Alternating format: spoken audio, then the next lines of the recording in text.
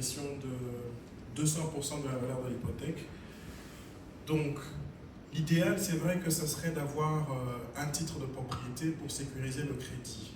Maintenant, il y a quelque chose que je ne devrais pas dire, mais que je le dis quand même. Même quand on a un bien immobilier au Congo, en garantie, pour réaliser la garantie, c'est vraiment un casse-tête. Donc, c'est quasi impossible.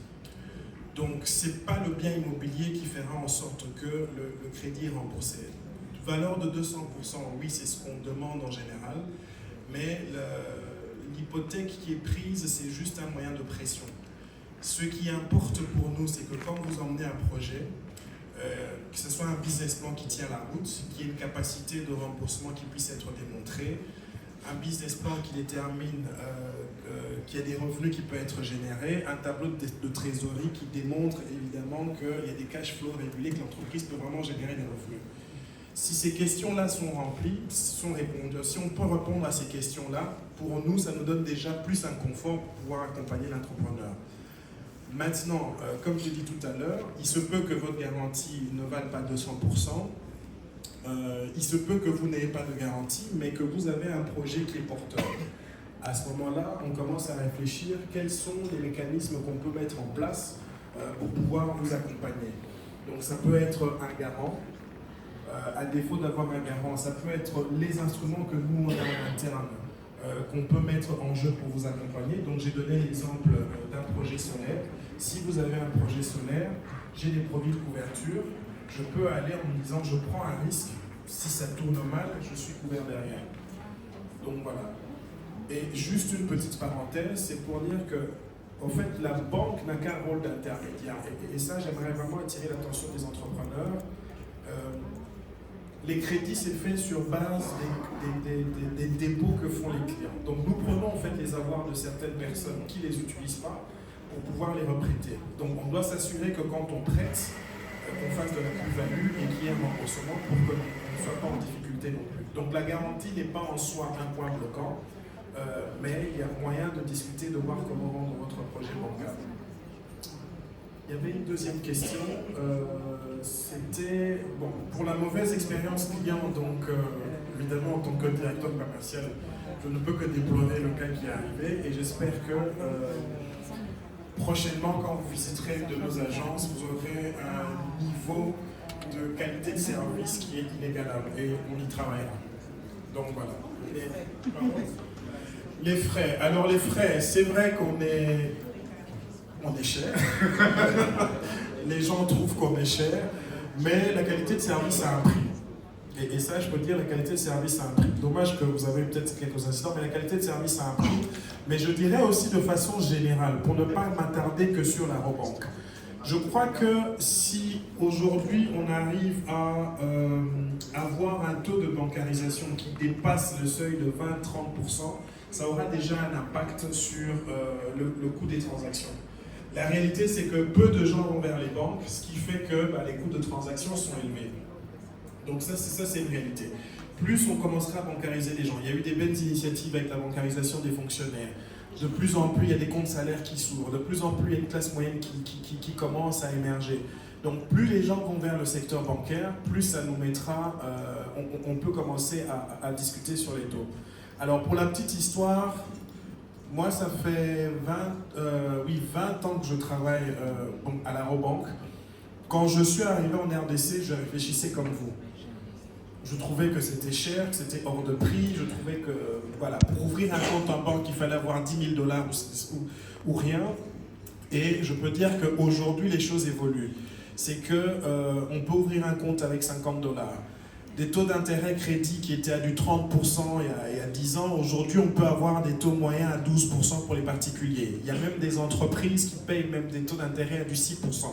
Donc, il y a quand même une évolution, c'est pas encore parfait, mais je pense qu'il y a un effort qui doit être fait de part et d'autre. Les institutions financières, le climat des affaires doit jouer pour pouvoir attirer un peu plus d'investisseurs.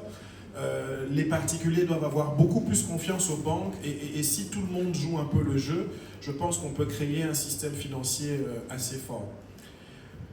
Pour répondre à mon frère, je vais dire mon frère, qui veut se lancer sur un projet en RDC, il n'y a pas de problème, on est ouvert à la discussion, vous nous parlez de votre projet. Si on peut vous accompagner, on voit dans la mesure du possible comment est-ce qu'on peut le faire. Si ça ne rentre pas dans nos cordes, on peut voir avec différents partenaires comment vous accompagner et pouvoir promouvoir votre projet. Donc voilà. Pour ceux qui ont des paiements électroniques, il y a différents moyens. Donc nous, les paiements électroniques, c'est notamment, bon, il y a le Mastercard Pass Gateway. Donc ça, c'est tout ce qui est paiement en ligne. Il y a moyen de vous donner des outils digitaux comme Illico Cash avec des paiements par QR code. Il y a différents moyens de le faire. Donc voilà. Peut-être. Apparemment, ma tête ne plaît pas beaucoup. Peut-être.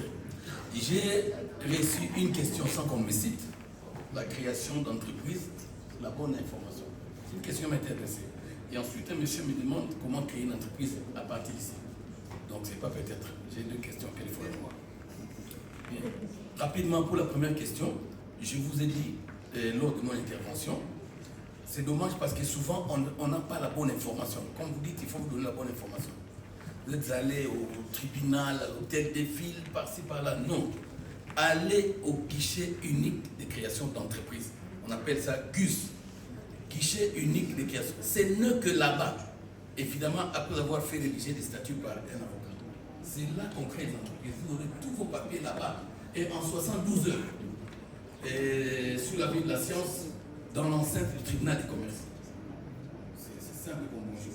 N'allez pas à l'hôtel des villes, du tribunal des commerces. Le tribunal n'a pas les rôles de créer des entreprises. Mais on va vous recevoir parce que les gens savent que vous venez de l'Europe, vous avez de l'argent. Ils vont profiter du tournoi. Les Congolais ne vous laisseront pas aller. Je donne un petit exemple. Une dame française est venue me consulter. Elle est allée à l'ANAPI. ANAPI, c'est pour vous montrer les opportunités d'investissement. C'est pas pour créer les sociétés. Et les gens de l'ANAPI, comme ils avaient besoin d'argent, on lui a fait des statuts. Alors, cette femme elle-même, elle s'est rencontrée des statuts-là. Elle a finalement demandé un avocat et on l'a arrêté chez nous. Quand j'ai vu les statuts, j'ai dit, madame, ça il faut payer combien ça dans la poubelle. Je lui ai fait les vrais statuts, je l'ai amené au guichet unique. Et là, ils sont en entreprise 72 heures après. Donc, aller au guichet unique, c'est le seul endroit où vous pouvez créer votre entreprise. N'allez pas à l'hôtel de ville où ça, on va vous arnaquer comme il n'est pas permis. Bien. Deuxième question. Pour créer votre entreprise à distance, à partir d'ici, je crois que mon confrère, son excellence, monsieur l'ambassadeur, ne va pas me contredire. Je salue en passant. C'est nos aînés qui nous ont précédés dans la profession d'avocat. Il ne va pas me contredire. Consultez un cabinet d'avocats sur place qui va vous rédiger les statuts. Et avec votre avocat local, vous allez envoyer votre dossier au guichet unique, soit en passant par un cabinet de Kinshasa ou bien en utilisant d'autres formules, pour que votre société soit... Parce qu'au guichet unique, il y a même un notaire. Pour authentifier tous vos documents, les statuts, d'abord, on doit les authentifier. Il y a un notaire là-bas. Donc, quand vous aurez fini de rédiger les statuts ici avec votre avocat de la Suisse, envoyez les dossiers au guichet unique de création d'entreprise, guichet unique dirigé par le professeur Amissi comme DG et Madame Kisolokel est comme DGR. Et Madame Kisolokel est l'un des avocats de mon cabinet. Donc, allez vers un avocat, ensuite envoyez votre dossier à Kinshasa par n'importe quel moyen que vous jugez être bon, le plus rapide, et vous aurez votre société en 72 heures. Voilà, c'est ça la réponse à votre question. Merci. Alors nous avons aussi le directeur de la DGDA qui est là. Je crois qu'il y a quand même des questions qui étaient dirigées vers lui. Donc si vous avez des questions précises, on peut prendre ça maintenant.